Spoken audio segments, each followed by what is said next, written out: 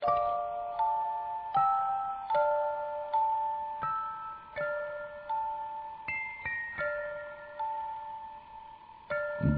devrimni eslashni xohlamayman.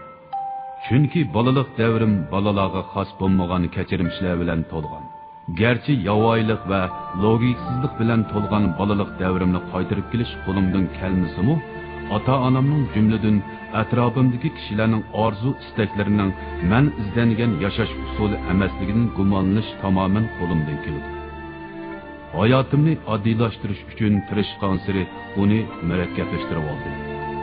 O'tmishimdan zarlangan sari texmi nachar o'tmishga mubtalo bo'ldim. İnkar qilgan har bir reallik menga jin bo'lib choplashdi. Hayotlik energiyalarimdan mangulik dvigatel yasash xiyollarim barbod bo'ldi. Ardim, charchidim. Ko'zimni ochgan sari ko'rolmadim. Oxiri ko'zimni yumdim. Ko'rganim o'zim bo'lib chiqdi. O'zimning hozirdan iborat bir reallik yashayotganimni his qildim. Kelgusidan kelgan g'am andisha, o'tmishimdan kelgan pas-pes to'yg'ular g'oyib bo'ldi. O'zimning tafakkuriga muddaga ega bo'lgan ijtimoiy mavjudot ekanligimni to'nib yetdim. Shunda qilib men psixologiyani tanladim. Yo'q. To'g'ri qilib aytganda psixologiya meni tanladi. Kallamdagi nurg'un chigish savollarga javob topildi. Shundaqla nurg'unlagan savollar paydo bo'ldi. Men asta-asta o'zimning kontroliga o'tishga boshladim. To'yiqsiz o'zim o'rgangan psixik savodlarni texmi ko'p kishilar bilan o'rtoqlashishni to'g'ri topdim. Undaqda darsligimni o'zimga xayrxo'sh deyish orqali boshlayman. Ali Qurbon.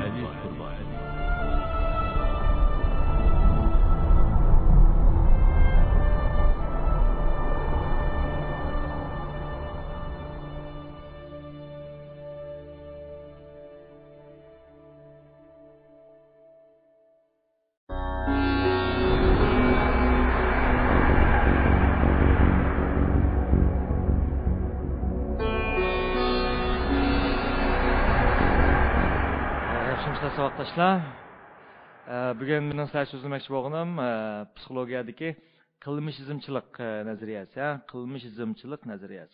Qilmishizmchilik nazariyasi nima tushuntirdi degan vaqtda odamda, ba'zi odamlarda shakllanib qolgan odatlarni, qiliqlarni, harakatlarni, mayli nachar bo'lsin, mayli ijobiy qiliqlarning qanday bo'lib shakllanganligini, bu qiliqlarni qanday qilib kuchaytirib, qanday qilib ojizlashtirganligini tushunib o'tamiz. Ham bu darsda agar to'g'ri tushungan vaqtda bolalarning kichik vaqtdan boshlab ota-ona o'zi xohlagan yoki bo'lmasa to'g'ri bo'lgan ba'zi aktiv ijobiy bo'lgan qiliqlarni shakllantirishga foydasi bor. Undan boshqa bolalarda allubun shakllanib qolgan ba'zi qiliqsizliklarni, nachar odat qiliqlarni yeshish yoki o'zgartirishga nisbatan belgilik darajada ta'sir ko'rsatadi. Endi odamning qilmish harakatlari 3 xil usulda shakllandi. Ya'ni birisi odatlanish, ikkinchisi klassik shartlanish, uchinchisi mashg'ulot orqali shartlanish. Unda biz bu 3 xil usulni ayrim-ayrim ko'rib baqamiz. Birinchisi odatlanish. Odatlanish degani nima? Odatlanish deganimiz ma'lum bir yot harakatning yoki bo'lmasa yot shayning bizga ko'rinish qatim sonining eshib berishiga ergishib, yoki bo'lmasa bizning uni qilish qatim sonining eshib berishiga ergishib, u bizga bir tunish bo'lgan narsaga aylanish. Yoki bo'lmasa aslida bizning tunish bo'lgan muhitimizda yo'q bir narsa tunji qatim kelgan vaqtda bizga g'alati ko'rindi, ammo u takrorlanish jarayonida yana bizning tunish bo'lgan muhitimiz ichiga kirib ketadi. U bizning tunish bo'lgan muhitimiz kirgan vaqtda degan vaqtda u bizning odatimizga aylanib qolgan bo'ldi. Masalan, hey desam, hammanglar tunji qatim qaraysizlar. Ikkinchi qatim hey desam, bu 2, 3, 4-chi qatim bo'lganda sizlarga nisbatan bu hech qanday bir xil tuyg'u bermaydi. Balkim bema'ni tuyulishi mumkin. Demak, men tunji qatim hey degan vaqtim bilan keyingi 2, 3-chi qatim o'xshamaydi. Tunji qatim biz ma'lum o'zimizga tunish bo'lmagan, mayli ovozga diqqatlash bo'lsin yoki ko'rish tizimimiz orqali bo'lsin yoki o'miz qiliq harakatlarimiz bo'lsin, tunji qatimimiz g'alati tuyuladi. Ammo 2, 3, 4-chi qatim takrorlanish jarayoni bo'lsa, bu bizning o'zimizga tunish bo'lgan muhit kirib ketadi-da, biz bunga sizlar odatlanib qolamiz. Yoki bo'lmasa bunday faraz qilaylik, dadanglar yoki opanglar yangi televizor sotib oldi. Sizlar maktabdan qaytib Öyle kirsanglar bir televizor tug'dik. Şunlar vah, televizor deb xo'sh bo'ldinglar. Ertesi ertim vah, televizor. Üçüncü günüm vah, televizor. Dördüncü günüm vah, televizor demekten Nimish qalsa, tunji kuni bu televizor bizga yangi şey, biz hayajonlandik. Ama 2, 3, 4 gün bo'lsa, u bizga takrorlanishi, ko'rish tizimimiz orqali takrorlanganda bu bizga odatlanib ketgan hisoblanadi. Biz buni odatni ishlaymiz. Chunki televizor bu qatim bizga tunish bo'lgan muhitga kirib ketdi. Harakatlar ham shunday bo'ldi. Ba'zi odamdagi harakatlar tunji qatim chiqqan vaqtda g'alit tuyuldi, keyin chu deganda u tunish. Masalan, sho'pirlikni o'rgangan vaqtda nurg'a odamlar sho'pirlikni o'rganishdan burun tunji qatim mashina chiqqan vaqtda hayajonlandi masalan. Ha, jiddiylashdi, rol tutganda bo'lsin yoki xot sog'an vaqt jiddiylashdi. Ammo bu haydavri jarayon bo'lsa, bu odam u harakatga olib burun odatni bo'ldi. U odatni bo'lgandan keyin uni xotni ma'ning salaman deymizmi? Qo'lida tabiiylar xotni yotkash narsalari intayin tabiiy holatga yoki rolni qandoq burash bu tabiiy holatga kirib ketgan gap. Yoki bo'lmasa, sizlar tunji qatim uyingizga qaytish yo'lida yoki ma'lum bir yerga tunji qatim borgan vaqtda chuqum shu joyga sizlarni boshlab boradigan vakil xarakterlik jismlar qarab olsizlar. Bu yerda eriq bormi, yo daraxt bormi, yo yo'l bor, oyoq qorilman deb. Ammo 2, 3, 4, 5 qatim bo'lgan degan vaqtda sizlar uning atrofidagi muhitga zang sanmay turib bora olasizlar.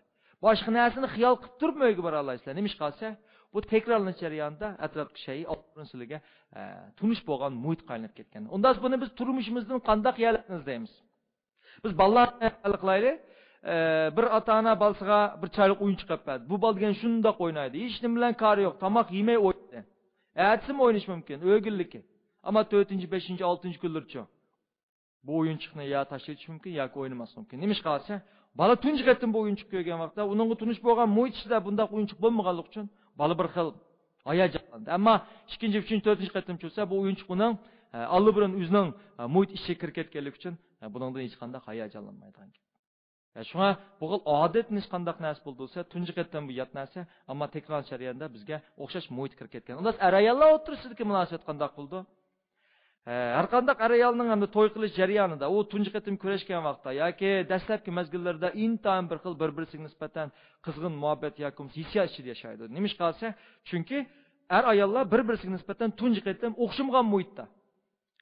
Ular nisbatan shiklisi bir xil g'idiqlig'uchi muhit yoki bo'lmasa bir xil qiziqish tuyg'usini beradigan bir xil yot muhit hisoblandi. Shu bularda bir-birisiga intayin cho'nqur qiziqish shakllandi. Ammo kurshavergandikincha to'y qilgandikincha, bir uyda turavergandikincha, albatta qarshi taraf, yan bir taraf nisbatan olli burun odatga aylanib qolgan bir muhit qaynab qoldi.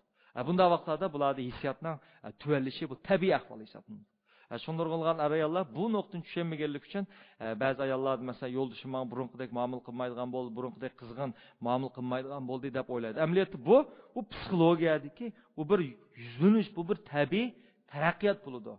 Uning burunqiga o'xshab qizg'in bo'lib ketishi mumkin bo'lmaydi. Nima ish qilsa, tunji qatim vaqtda u ayol yoki yo'ldoshi uning nisbatan bir yot muhitda. Bunday vaqtda xuddi kichik bola o'yinchiq ajoyib qiziqib ketgandek, uning butun diqqat nazarini beradi yoki butun kuyinishni beradi. Ammo vaqtning suzalgan siri bo'lsa, qarshi taraf bir-birisiga nisbatan tunish bo'lgan muhitga kirgan gap. Bu odatlanishning arayallar o'tirishi. Shu arayallar o'tirisidagi nikohning hissiyotning o'ziga asoslanib bu nikoh turmushni davomlashtirman desa bu mumkin bo'lmaydi.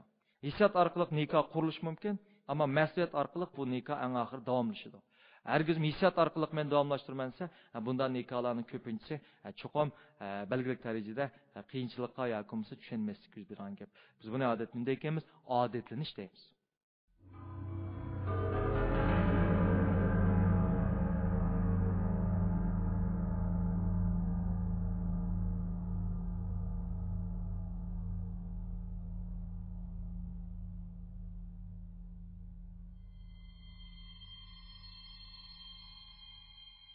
Odatnish. Masalan, kichik bola nima deylik? Kichik bola tunji qatim yuzini yuvgan vaqt ajoyib hayajonlanib ketishi mumkin. Ammo 2, 3, 4, 5 qatimcha uning yuzini yuvishi allibirun odatga aylanib qoldi. Hayajon degan narsa yo'qaydigan gap. Ham odatnishning odam qanday foiz bo'lsa, odatnish odamni xatardan saqlaydi. Masalan, men sinfda sizga dars davataman, men 5-6 qatim, 7-8 qatim o'tgandan keyin bu yerga bolalar men tunish chiroyga aylandi. Tuyuqsiz, notish bir skill shu. Meni diqqatim butun silidan dal shu muhitga notmish bo'lgan shu odamga tushadigan gap. Men bu odamni kuzdiman. Bu odam men xatar yetkazammi, yetkazmamdi. Agar u men xatar yetkazsa, men darhol uningda o'zimni oqchiman. Agar xatar yetkazmasa, tunji kuni uningga qiziqman, ikkinchi, uchinchi, to'rtinchi kunlar uchsa, u mu sizlarning mush oranglar kirgitida bizning muhitimiz kirib ketgan bo'ldi. Shunga bu xil odatnish odamni nurg'ulgan xatarlardan saqlaydi. Yoki siz o'yga ketib borsizlar. Tuyuqsiz uyangning yerida aslida yo'q bo'lgan ma'lum bir narsa tiklanib qoldi masalan yoki tumirishatka yoki bo'lmasa sizlik notmish bo'lgan bir jism paydo bo'lib qolgan bo'lsa sizlar tunish muhitdan darhol shu muhit ishidagi sizlarga notmish bo'lgan muhitga sizlar diqqat qilasizlar. Bu vaqtda yuksak darajada diqqat qilasizlar. Uning sizlarga bo'lgan xatini olib chiqsizlar. Agar xatarlik bo'lsa uningdan o'zinglar qilsa yoki uningga belgili tadbir qo'llansa xatarlik bo'lmasa u mu kunlavrish jarayonida sizning muhitingiz aynab ketadi. Odatlanish. İkincisi klassik şartlanış.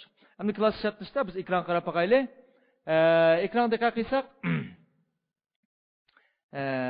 ayada bir qo'ng'iroq bor. Ayada bir ish bor. Qo'ng'iroq jiringlatgan vaqtda ishda hech qanday inkas bo'lmaydi yoki sho'lga yoqmaydi. Inkas bo'lishi mumkin, qarish mumkin, ammo ishda sho'lga yoqish yuz bermaydi. Ikkinchi rasm. Qo'ng'iroq bor, go'sht bor. Shundan go'shtni ko'rgan vaqtda ishda sho'lga yoqish boshlaydi.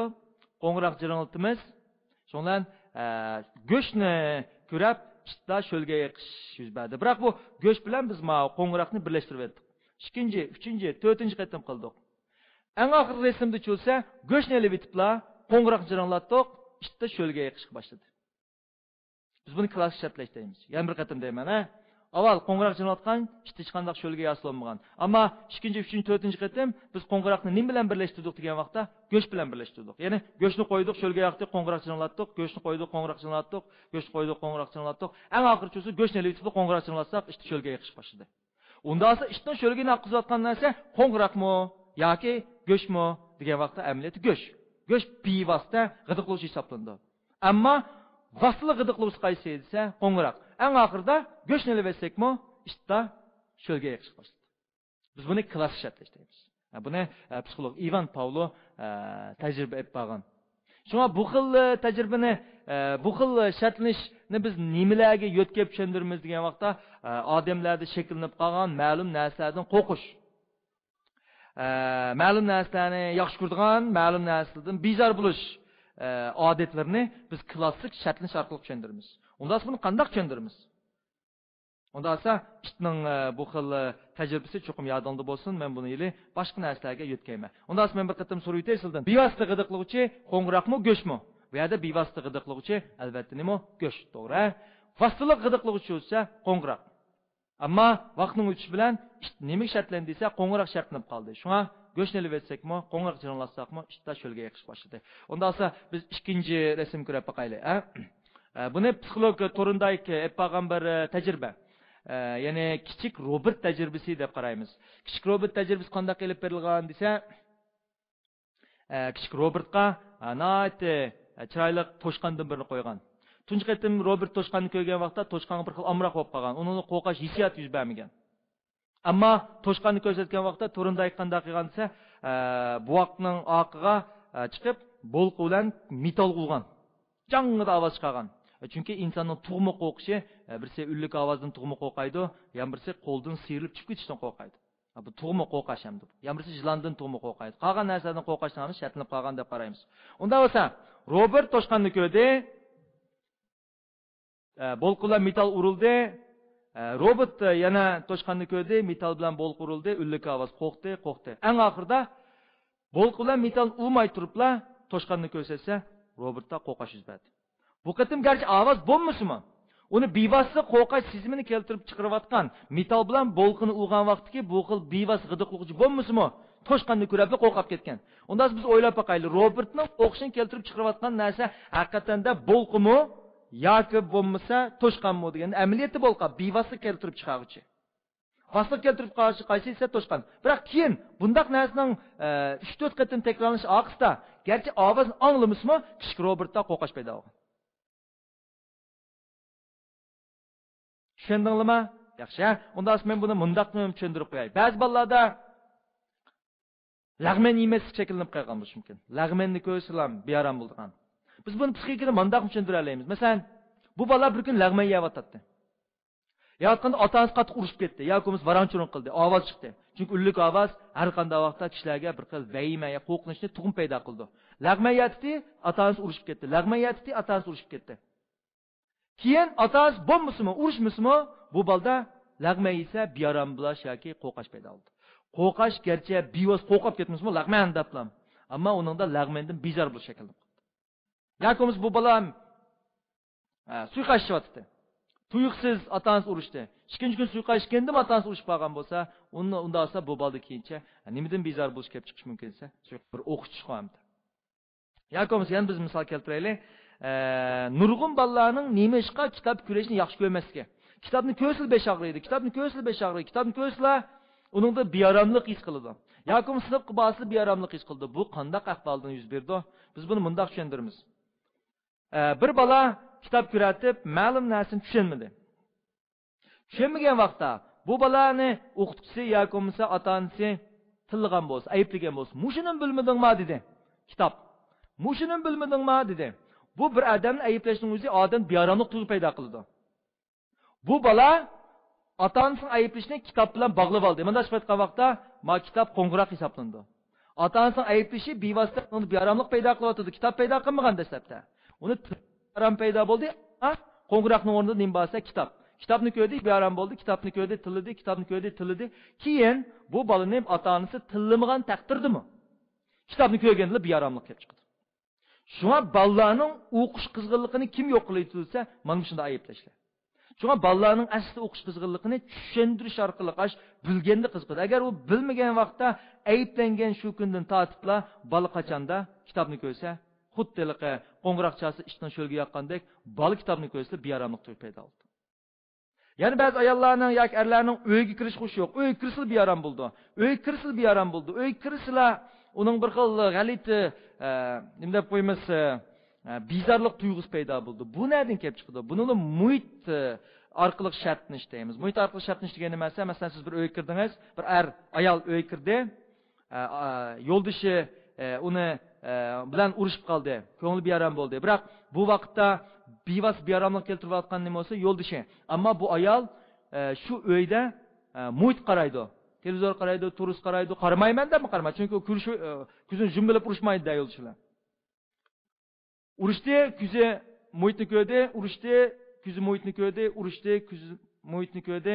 Keyin yo'ldishdan urushmasimi, yo'ldish bo'lmasimi, bu uyga kirsalar biyaramlik paydo bo'ldi. Erlardim shu, ayollardim shu. Shuna ba'zida bo'la uydan bezor bo'lish mushunda shakllangan bo'ldi. Undan qanday qilish kerak? Menimcha uyni qayta bezash kerak. Yoki bo'lmasa bu uydan ko'chib ketishmi oqilonlik. Ammo bu iqtisodiy masala hamda uyni bezitish kerak. Hech qanday bir nim paydo bo'lmasimi? Garchi qana urush bo'lmagan taqdirdami, uyni bekki pul chiqarib bezab ketmasimi? 3-4 yilda 5 yilda degandek bir qatam uy jozilarini o'rnini almashtirishsin bo'ldi.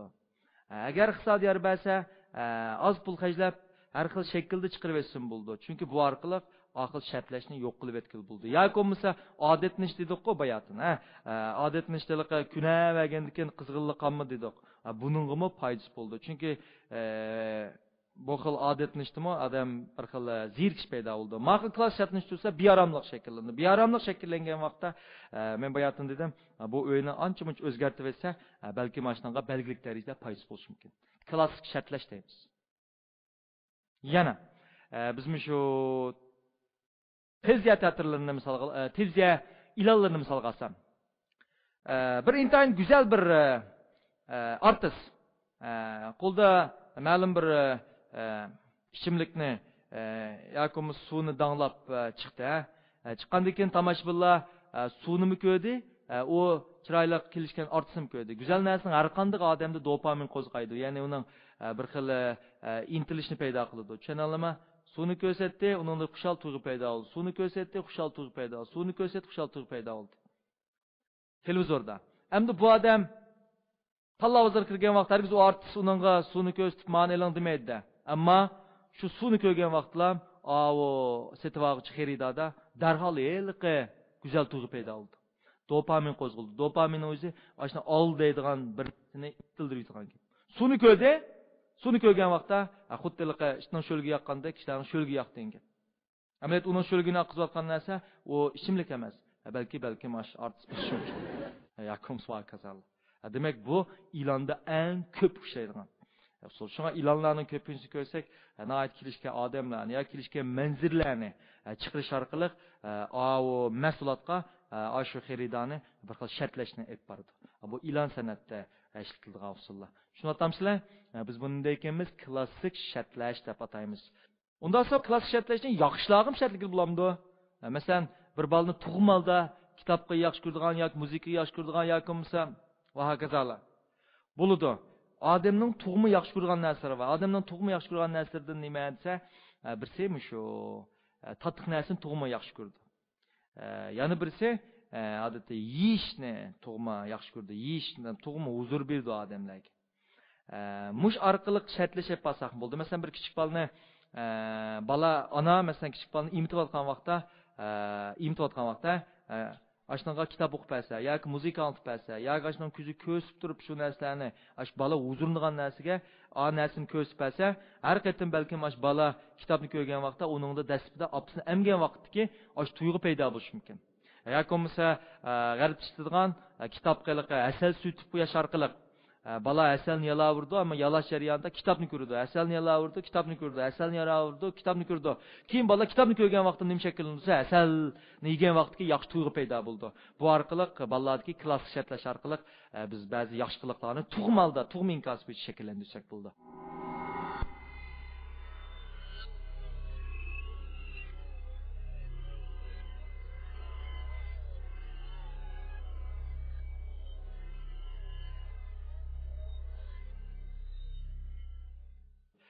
Unda olsa mening sizlarga so'zlaydigan 3-nuqtam nima degan vaqtda mashg'ulot shartlanish.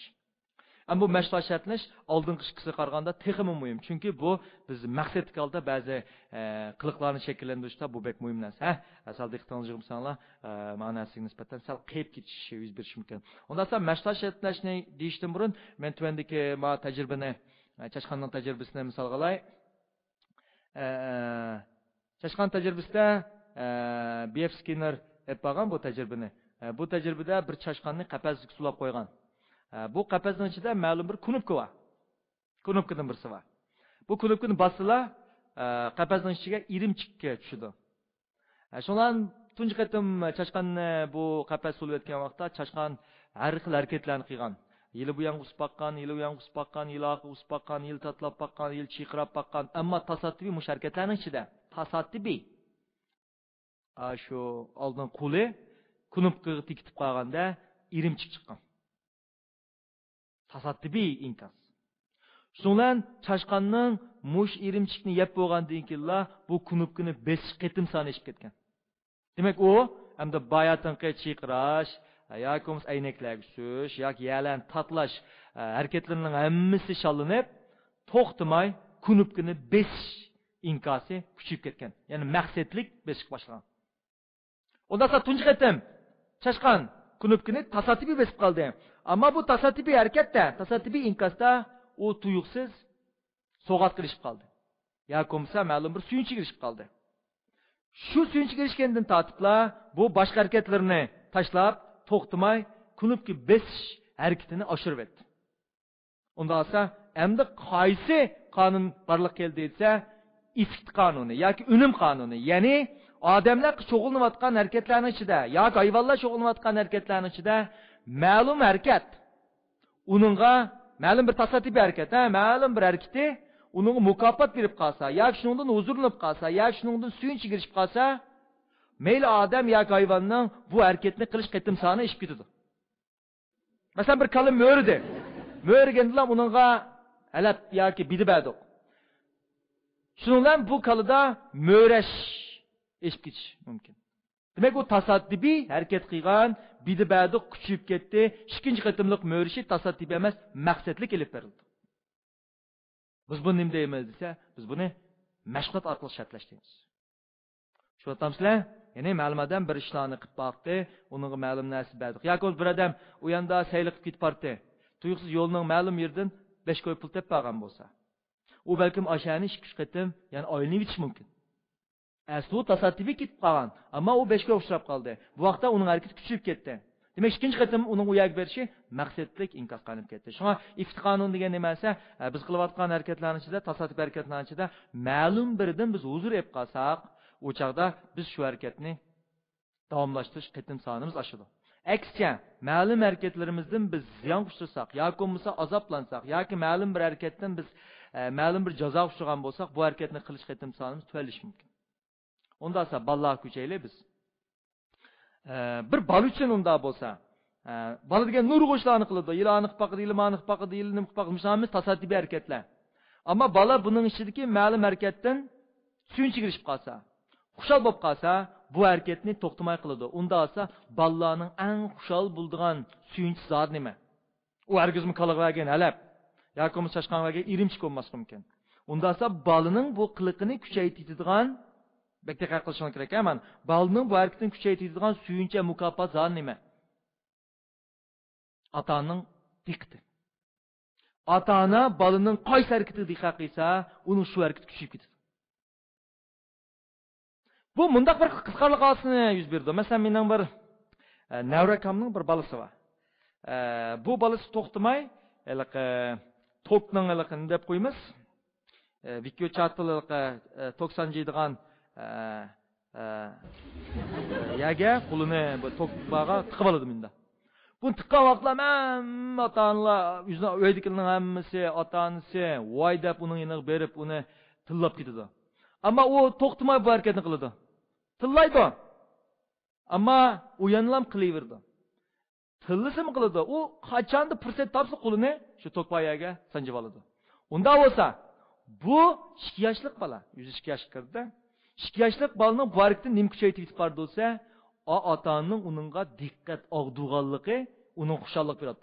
Chunki uni tillasa, ay desa, uning logika bo'lmaydi, tushunmaydi. Ammo uni xushal qilayotgan narsa nimasi? Uni ota-onasining uningga diqqat nazar. Shunga ota-ona bolaning tasoddifiy harakatlarining qaysiga diqqat qilsa, u shu harakatni kuchaytiradi. Bu harakatlarning ichida kuchaytirish, ya'ni eng kuchli kuchaytirish nimasi? Ota-onaning uningga bo'lgan e'tibor. Masalan, bir bola naqsh usul o'yinda, "Va" deb hamma o'ydikining hammasi uningga diqqatini og'dirib, chavak chag'an bo'lsa, bola to'xtamay bu harakatni qaytlaverdi. Qaytlaverdi. Shunga nurg'un bolalarning keyin jinoyat o'tkazishidagi sabab nima desa, bu bola balkim kichik vaqtida ota-onasining diqqat nazariga to'liq erishamagan vaqtda u jamiyatdagi jamoatning, kishilarning diqqatini tortish uchun yomon ish qilish mumkin. Shu bolaga "hay" degan sir ma'lum ishni qilishning sababi nimasi? Chunki "hay" deganning o'zi amaliyotda ota-onaning uni mukofotlab qo'ygan hisoblanadi. Shunga bolalardagi ba'zi ijobiy harakatlarni bildirganda asli ota-ona oshningga haqiqiy diqqat e'tiborini bildirishi. Ba'zi qiliqsizlik ishlarga diqqat e'tiborini bermaslar, bola darhol to'xtaydi. Masalan, mush bola qo'lini sanjida, agar hech kimning kori bo'lmasa, bu harakatdan tizla chekindi. Nima ish qilsa, suyunchi yo'q. Uningdan oladigan kuchaytirish, ya'ni mukofot bo'lmaganlik uchun. Uni qancha ko'zi kirib olgan sira, qo'lni sog'an qancha voy degan sira, balda bayatim dedik, harakati, ash harakatni qitim soni kuchayib ketgan.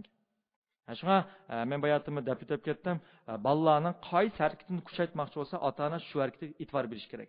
Amaliyot aksi hozir qanday qilsa, nurg'a ota-onalar bolalarning qiliqsizlik ishlarga bek e'tibor berib, odatga yaxshilarga e'tibor bermaydi. Unda qaysi harakat oshidi? Albatta, qiliqsiz ishlari eshib ketadi. Nima ish qilsa, bu yerda bolani kuchaytiradigan, bolaning nima deb qo'ydik? Ma'vo xuddi chashqon irimchikni yeb kuchaytirayotgandek, bolaning irimchiki bu yerda nimasi? Ota-onaning e'tibori hisoblanadi. Shunga buningga ota-onalar bek diqqat qilmasa bo'lmaydi. Masalan, maresim qaraylik. Bu bola tasoddifiy kulimsirganda dadisi uni quchog'iga oldi. Shundan bu dadisining yoki opasining quchog'iga elishi bola uchun ajoyib yaxshi, suyunchi, xuddi chashqonga irimchik bergandek ish. Dastlab kulimsirishi tasoddifiy. Uningdan bola huzurlandi. Hamda eng oxiri bo'lsa bu bola to'xtamay kuladigan bo'lib oldi. Keyingi kulishlarning hammasi tasoddifiy kulish bo'lsa, tasoddifiy kulish emas, nima bo'lsa maqsadli kulish hisoblanadi. Uning harakatlariga tasoddifiy kulib qolganlik hisoblanmaydi. Biz buni nima deymiz? Mashg'ulot shartlash deymiz. Shunga agar bu xil shartlashni ota-onalar to'liq bilib olgan vaqtda, buni nurg'unlagan yaxshi bo'lgan bir xil natijalarni chiqargan bo'ldi. Ham shundaqla bolalarning ba'zi qiliqsiz harakatlarini tabiiy to'sib etkili bo'ldi. Unda biz yig'inchoqladik. Qanday bo'lganda bolalarning qiliqsizligini tuvaletib, yaxshi qilqina shug'ul bo'ldi. Endi otdi. Ya'ni mashg'ulot shartlash orqali bola qiliqsizlik qilgan vaqtda e'tibor bermaslik. yoki e'tibor bermagan holat kirib olish. Yaxshi qiliqlarni qilganda bo'lsa, butun oila unga e'tibor berish. Ammo hozirgi oilada dal aksi. Shunga buni qat'iy o'zgartirish kerak. Mana shu vaqtda bizning mashg'ulot shartlash darhol o'zining rolini o'ynaydigan gap.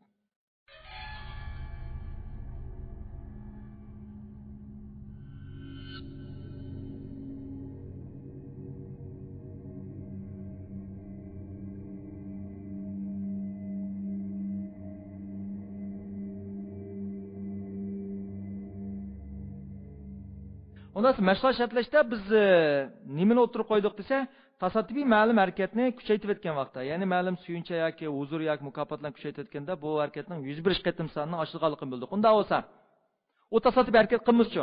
Bizning ashni tasoddifiy harakatga qiyg'izg'imiz bo'lsa, masalan, sirk maydonlarida ba'zi mushuklarning to'pning ustiga chiqib olib uslo o'ynaganini ko'ramiz. Unda bu harakat qanday shakllangan? Buni hargizmi uni ko'ndagich saqlab turib, qachanda mushuk ashning ustiga chiqsa, men uni mukofotlayman deb saqlab o'tolmaydi. Yoki biz o'ylaylik, bir qo'yni uslo o'ynatqimiz bo'lsa-chi. Biz hargiz o'tirib olib, qachanda mush qo'y qo'lni ko'tarib uslo o'ynasa, men uni bidiviraman deb saqlab turolmayman. Unda qanday qilamiz? Endi biz ba'zi harakatlar odamni tug'um bo'lmagan vaqtda biz uningga yaqin narsani shartlash orqali shu harakat shakllantiramiz. Buni biz odatda shakllantirish deymiz. Ya'ni bevos shu harakat emas.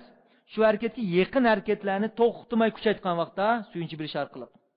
Masalan, bir mushukni to'pning ustiga chiqib uslo o'ynatmoqchi bo'lsak, avval biz to'pni qo'yib qo'yamiz, mushuk to'pni yeniga berganda uningga mushuk yaxshi ko'radigan narsani beramiz.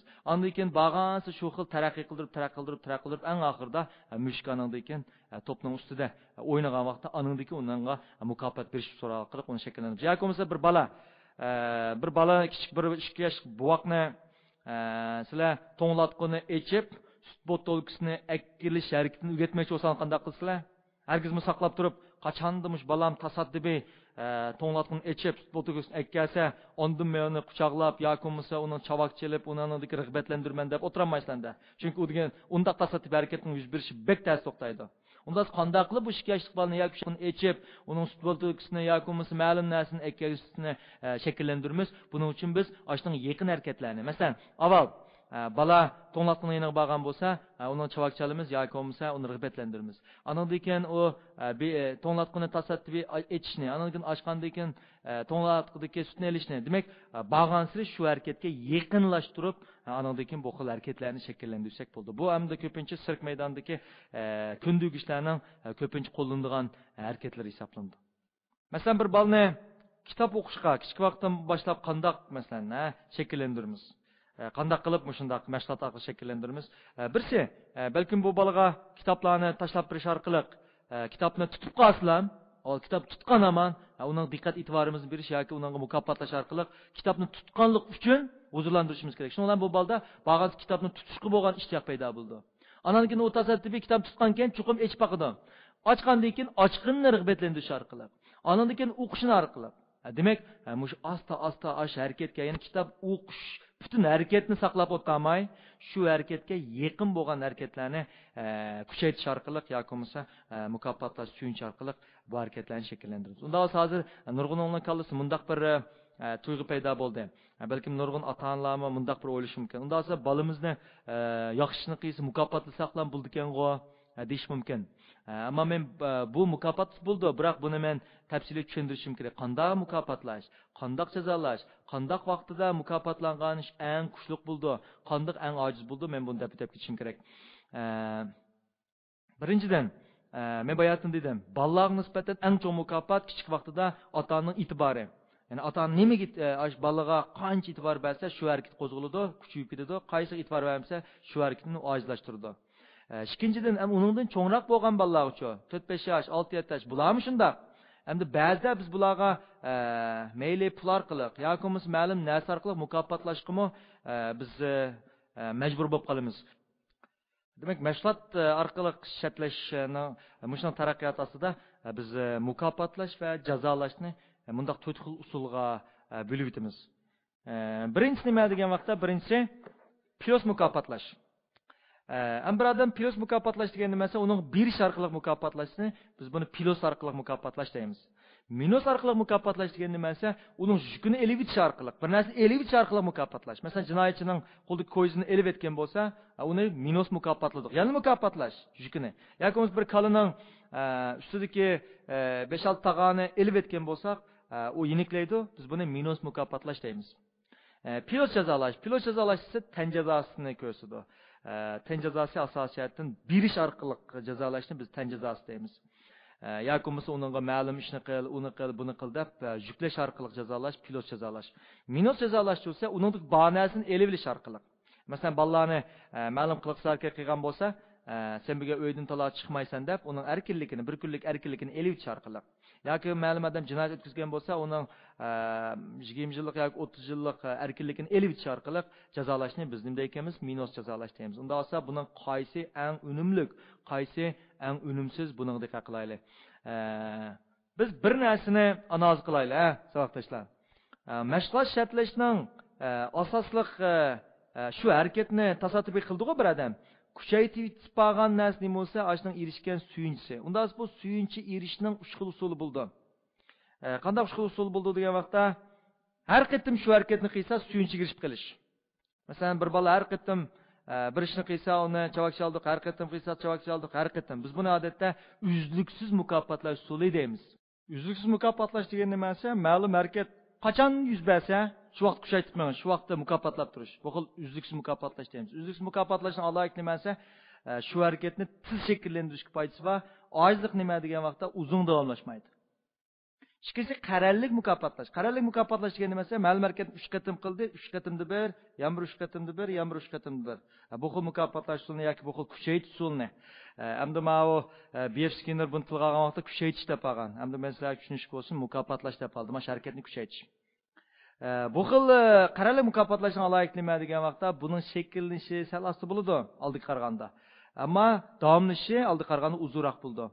Endi eng oxirdagisi qaralsiz oldi mukofotlash. Ya'ni odam ma'lum harakatni qildi, qachon mukofotni bilmaydi, ammo mukofotlanib qoladi. Qildi, mukofotlanib qoldi. Qildi, tasoddifiy mukofotlanib qoldi. Ammo mukofotlandi, qachon mukofotni bilmaydi. Bu xil mukofotlashning asosiy aloyilik nimasi? Hatta mangu davomlash mumkin bu xil harakatlar. Bu harakatlarni yechmek yoki bo'lmasa, bu xil harakatlarni tuzatmak intan qiyin hisoblanadi. Masalan, qimovozni o'ylaylik. Qimoni nima ishlar tashlanmaydi degan vaqtda, chunki qimovoz o'ynagan vaqtda u qachon futdig'ini bilmaydi, ammo futib qoladi. 4 qatim futdi, 1 qatim futib qoldi. 2 qatim futdi, 1 qatim futib qoldi. 5 qatim futdi, 1 qatim futib qoldi. 1 qatim futdi, yana 1 qatim futib qoldi. Bu xil usullarda shartlanib qolgan, bu xil usulda shakllanib qolgan qiliqni tashlab etmek intayin tez hisoblanadi.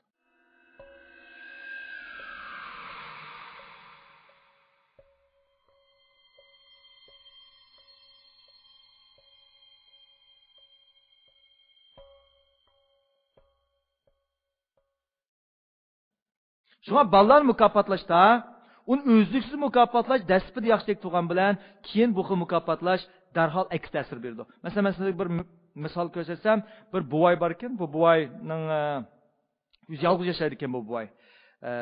Bir kun uyda uxlab olsa, tuyuqsiz uyning sirtida 3-4 bola bu buvoyning uyining oldidagi axlat sandiqida tip o'ynaydigan birinchi chiqarib olibdi. Shundan buvoy buni talaga chiqib, bu bolalarga munda debdi. Sizlar mushni tipinglar har qatim tepganda har kun men sizlarga 5 fan pul beraman degandan bolalar texim qo'shilib ketib, bu axlat sandiqini tipishni o'rganib olibdi. Bu 3 kun davomlashibdi. 3 kun bu boy bular 5 qo'y beribdi.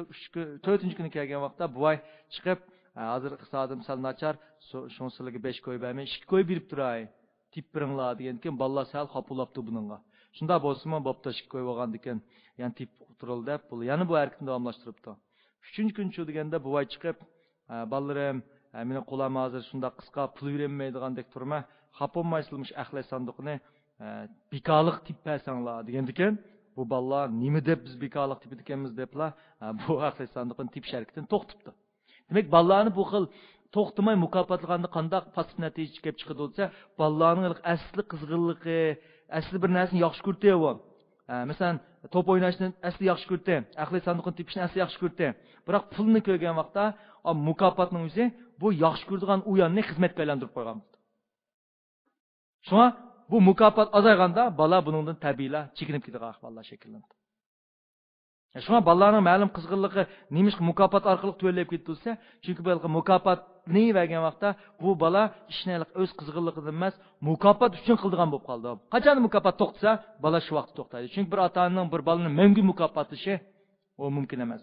So'ng qanday usulda mukofotlash eng yaxshi etsa, tasodifiy mukofotlash, qarasiz mukofotlash, tuyuqsizlar, u umid qilmagan vaqtda, kutmagan vaqtda mukofotlash. Unda qanday xizmatchi o'zining xizmatidan zerikmaydi. Ba'zi xizmatchilar bor. Bularni maoshini jiq berib tutib qololmaydi. Nima ish qilsa, bu har oyda maosh oladi, har oyda mukofotlanib turdi. Bunda vaqtlarda buning harakati darhol zerikishlik ishga kirib qoldi. Qanday xizmatchi o'zining xizmatidan hargiz voz kechib etmaydi desa, shu ishlayotgan jarayonda ma'lum yerdan qo'shimcha kirim kelib qolsa. Qachon kelganini bilmaydi, ammo qo'shimcha kirim kelib qolsa. Yoki ma'lum odam uningga pul sundirib oqish deb qo'ymizga berib qolsa, yoki biz qilayotgan tasoddifiy pul kelib qolsa, bu qilayotgan ishini hargiz tashlab etmaydi. Shunga mangulik qiliq shakllantirish uchun biz qaysi xil mukofotlar usulini qo'llanamiz desa, qaralsiz holda, tasoddifiy holda mukofotlanib qolsa, bu xil qiliqning davomli bu shakllanishi sal osti bo'ladi, ammo shakllanib bo'lgandikinlar bu uzun davomlashdi, mangu davomlash mumkin. Shunga biz buni qaralsiz mukofotlash deymiz. Ham jazolash, pilot jazolash. Pilot jazolash degan nima esa, pilot jazolash deganimiz biz tan jazosi berish orqali jazolash dedik. Minus jazolashni nima dedik? Uni elib itib turib jazolash dedik. Unda esa qaysi unum ko'rsatdi degan vaqtda minus jazolashni endi ozroq tavsiya qilamiz. Amaliyotda bal tarbiyalashda jazolashni qat'iy ishlatmaslik kerak. Bulapmı tan cezasını qat'iy bermesi kerak. Biz keyingi taraqqiyot psixologiyasini so'zlaymiz buni. Ota-onasidan to'xtamay tan jazasi yegan bolada bu jazoni keyin cho'ng vaqtida yana sig'inib, yana o'zini jazolaydigan muhit yaratib oladi. Masalan, bir qiz ota-onasidan to'xtamay tayoq yegan bo'lsa, yoki jazolangan bo'lsa, bu keyin yana shu qizni jazolaydigan ma'lum bir er bilan to'y qilib qilish mumkin. Demek tan jazosi yoki bo'lmasa bu tan jazosining o'zi bolada og'ir darajada psixikada nacharlik paydo qildi. Shunga pilot jazolashni qat'iy bolalarga ishlatmas kerak. Amat minus jazosini ishlatmas kerak, ammo ba'zi bolalarning ba'zi qiliqsizliklarini to'sash uchun minus jazosi ishlatsa bo'ladi. Ya'ni minus jazosi degan nima esa, balkim bolani shu kuni o'zi o'ynaydigan, yaxshi ko'rgan narsa o'ynatmaslik. Yoki bo'lmasa mag'arballar ishlatadigan sen bugun o'ydilam o'tirsa, taloq chiqmaysan deb jazolash orqali. Demek tan jazosының sırtida minus orqali jazolashning usuli bir qadar yaxshi. Endi men shundoq bir narsani deb qo'yishim kerakki, bayotninki qaralsiz mukofotlanib qilishning qiliq shakllangan vaqtda bu xil qiliq bek davomlashdi dedik. Unda olsa, hozir ota-onalarning eng cho'ng xatolik nima desa, eng cho'ng avarishlik nima desa, bolalar ularni intayin ma'lum narsani talab qilib yoki so'rab bizor qilib yutadi. Yoki ko'zi kirib oladi. Bu nereden shakllanib qolgansa, dal bolalarning qaralsiz mukofotlanib qolganligidan. Masalan, bir bola apsiga bana aya ishton yoki ma'lum bir narsa appa dedi. Ana yoq dedi. Appa dedi, yoq dedi. Appa dedi, yoq dedi. Appa dedi, yoq dedi. Appa dedi, yoq dedi. Appa dedi, oxiri bo'p deb pray dedi. Mushundaq agar bo'p demen appray deb qolsa, bu balada ana atını yoki anani mushkil qapsilish qitimsani bekchi qilib ketadi. U bola kallasida aman bir kun a deydi-go deb o'ylaydi. Xuddi qilmavaz aman bir kun uftiman go deb bu harakatni damlashtirib bergandek, balimi apam men aman bir kun a deydi deb qapsaldigan ahvollar shakllanadi. Shunga balaning talab o'tirib qo'yganda ota-ona o'ylanish kerak. Yo'q desa, chuqum biroq yo'q deyish kerak. Agar a deyish to'g'ri kelsa, a deyish kerak. Yo'q bo'lmasa uning shart qo'yish orqali ma'lum ishni qilgandan keyin unda mukofotlayman deb tursin bo'ladi, dopamin qo'zg'ab. Ammo yo'q deblar Türkse edep qasa, bu bala derhal aman bir gün ata-onasining o'zining aqli muvofiq bo'lmagan, atidan oshgan, chiqdan oshgan talablarga aman unaydiq deb to'xtamay qapsaldigan ahvollar kelib chiqdi. Yani shunga bu qanda bu qiliq nereden shakllanib qolgan desa, qaralsiz mukofotlanib qilishdan shakllanib qolgan hisoblanadi. Şuna ata-onalarning mushlarga cho'qim diqqat qilishini umid qilaman.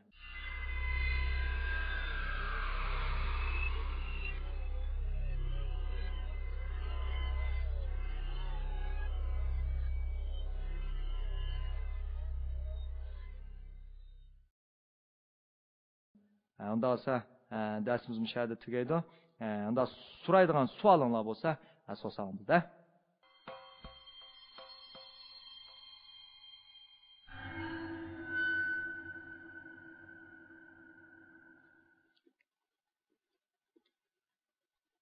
Siz. Muallim klassik shartnish bilan mashg'ulot shartnishning farqini bilgan misiniz? Klassik shartnish bilan mashg'ulot shartnishning farqi to'g'ri. Klassik shartnishda odam paspala turdi, uning tug'ma inkosini foydalanamiz. Masalan, qo'rqash inkosi, yaxshi kurash inkosidan foydalanib, ma'lum bir narsani shu bilan birlashtirish orqali, masalan, ishni misol oldik, sho'lga yiqish uning tug'ma hissiyati, u ish turdi, biz uningga go'shtni ko'rsatamiz, ondan qo'ng'iroqni mayada go'sht bilan birlashtirib yutamiz. Bunda hech qanday harakat qilmaydi. Ish faqat turdi, tug'ma inkosi, sho'lga yiqish, go'shtni ko'rsatdik, qo'ng'iroq chaldik, eng oxirida go'shtni ilib yutibmi, qo'ng'iroq chalish orqali sho'lga yaqizamiz. Yo'qadam qo'qdi, uni qo'qatdik, bir narsa ko'rsatdik, qo'qatdik, bir narsa ko'rsatdik, qo'qatdik, bir narsa ko'rsatdik, keyin qo'qatmaymi, bir narsa ko'rsatsa, uni qo'qash shaklida. Klassik shartnish bir xil tug'ma inkosini foydalanib, uningda hech qanday bir harakat bo'lmaydi. Am mashg'ulot shartnish bo'lsa, odam harakat qilib turdi. Ma'lum harakatni tasodifiy qilib soladi. Tasodifiy qilib solgan vaqtda uni yaxshi ko'radigan ma'lum narsani berish orqali yoki uningda bearam tuyg' paydo qilish orqali yo oshiramiz yoki shu qiliqni kamaytiramiz. Shunga mashg'ulot shartnish qanday narsa bo'lsa, odam qilayotgan yoki hayvonlar qilayotgan ma'lum tasodifiy qilib qolgan harakatlarni darhol kuchaytiramiz. Bu ikki o'rtasidagi farq shu. Tushundingizmi? Yaxshi. Yana so'raydigan savolinglar bormi? Siz. Ali muallim, agarda shu ishqa go'shtni ko'rsatmay turib qo'ng'iroq chilayversak, sho'lga ajratib chiqaveradi. Masalan, go'sht ko'rsatmay qo'ng'iroq chilayverdik. Go'sht ko'rsatmay qo'ng'iroq chilayversak, bu ma'lum bir mazgil o'tgandan keyin oq yenib ketdi, sho'lga chiqmaydigan bo'lib qoldi. Biz buni extinction deymiz. Extinction degan nima esa latin tili bo'yicha, ya'ni uchash deb ataladi. Ammo 10 necha qatim bermadik, u sho'lga chiqmadi. Ammo 10 necha qatimdan yana go'sht ko'rsatib qo'ysak, yana bu harakat texim kuchayib ketadi.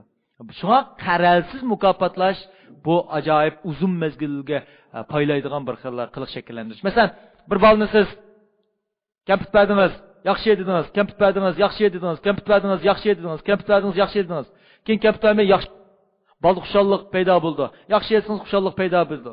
Ammo uning uzun mezgil kampit bermay, "Xo, yaxshi, yaxshi, yaxshi, yaxshi" devasingiz, uningda bu yaxshidan hech qanday huzurlanmaydi ahvol shaklida. Shunga bolalar mukofotlaganda ota-onalar shunga diqqat qilish kerakki, berib turib yaxshi degan gapni qaytib qo'yish kerak. Berib yaxshi degan qaytib qo'yish kerak. Keyin bermaymi, yaxshi desa, u bolada iliq bir narsaga erishgandek tuyg' qayta qo'zg'alib ketadi. Albatta buni to'xtamay bir umr yaxshi deb qo'ysa edi. Andan qaralsiz holda anikin pat-pat mukofotlab yaxshi deganga qaytib qo'ysak, uning yaxshi degan gapining o'zi uning diliq ma'lum narsaga erishgan vaqtga tuyg'un paydo qila oladi. Siz.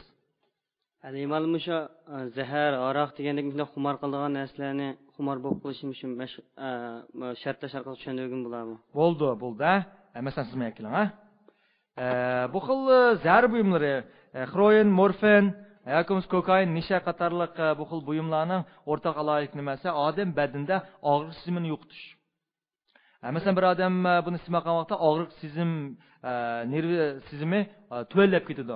Ammo badan qanday qildiysa, badan bunga qarshilik bildirib, og'riq sezimini oshirib turadi. Tushunalmi? Masalan, aqlingizga. Masalan, tunchi qatim ishtirgan vaqtda bu bola dajib ketdi. Ammo ikkinchi qatimchi 3, 4, 5, ya'ni har qatim ishtirgan vaqtda oqiga tirab turib oldi. Nima ish qilsa, odam badani bu kuchga darhol neytrallashtirishga urindigan gap. Agar masalan shartlandi 1, 2, 3, 1, 2, 3, 1, 2, 3, 1, 2, 3, 1, 2, 3. Qilgan vaqtda 3-chi qatim agar men qo'llanib qo'ymsam bo'lsa, badan tabiiyla, ya'ni oqida ajib ketadi. Demak, bu xil narsani iste'mol qilish to'xtagan vaqt bo'lsa, odam badanida og'riq tuyg'usi ishib ketadi. Shunga ularning bo'g'im yoki suyak muskallari og'rishga boshlab boradi. Unda buni shartlashdan qanday munosabat bo'lsa, zar buyumlarda odamning shul yoki bo'lmasa ash iste'mol narsining sirtida nimaga asos shartlandi degan vaqtda muhit shartlanib qoldi. Masalan, bo'ldi, siz kirkasangiz bo'ldi, ha?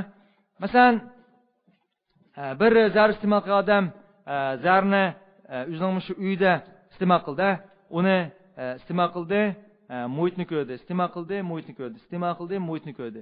Keyin zar bo'lmagan vaqtida mush uyga kirib qolsa shu desa, yana uning deliq oqib dojib ketish shartlanib qolganligi uchun u darhol qo'zg'alib ketadigan ahvollar shakllanadi. Shunga nurg'ulgan zar chekkanlar garchi zar tashlash o'rinlarida 3-4 oydan keyin uning dorining ta'siri butunlay yo'qolib ketsa-mu, u yerdan chiqibla o'ziga burun tunish bo'lgan muhit kirgan amanlar yana badandagi og'rish tuyg'usi, oqib dojish xuddi shakllangandek, uning yana qayta badan og'rish paydo bo'lgan ahvollar shakllanadi. Shunga bu xil buyumlarga xuma bo'lib qolganlarni hamda saqochishga birdan-bir usul nima degan vaqtda shu o'rindan boshqa bir shaharga yoki boshqa yerga ko'chib ketish kerak.